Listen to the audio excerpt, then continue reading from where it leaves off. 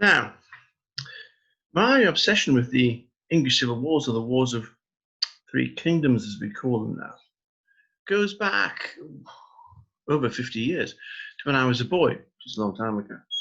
And I could say I was inspired by all the books I read as a child. But in fact, I was really led on by television and films.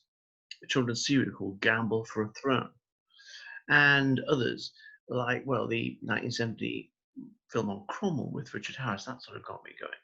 And then I did begin to read, and I did begin to look in more detail at the history of the English Civil Wars, this great conflict which engulfed the three kingdoms, really from 1640 to, let us say, 1653, 54, a long time, and which, in terms of the total number of casualties and expressed in percentage terms, resulted in the deaths of more British men and women than the Great War.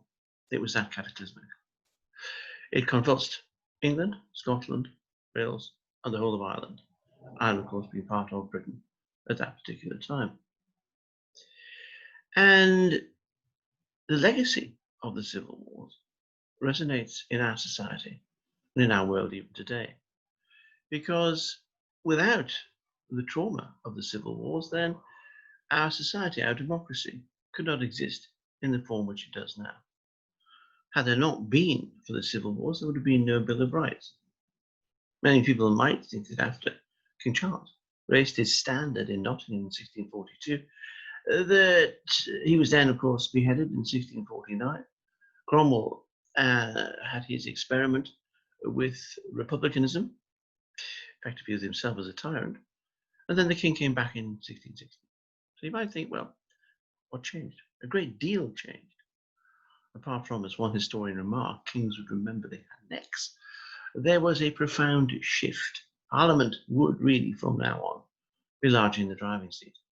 And everything that we have today, all of our freedoms, all of the things that we take for granted in terms of our democratic society, the rule of law, freedom of conscience, freedom of expression, however threatened they may be at various times, these are legacies of the Civil War. And for that reason, I think the wars themselves are compelling. There are many aspects of the military history which, within the narrower confines of military history, are also compelling. But the reality is that the Civil Wars shaped our country and shaped our society.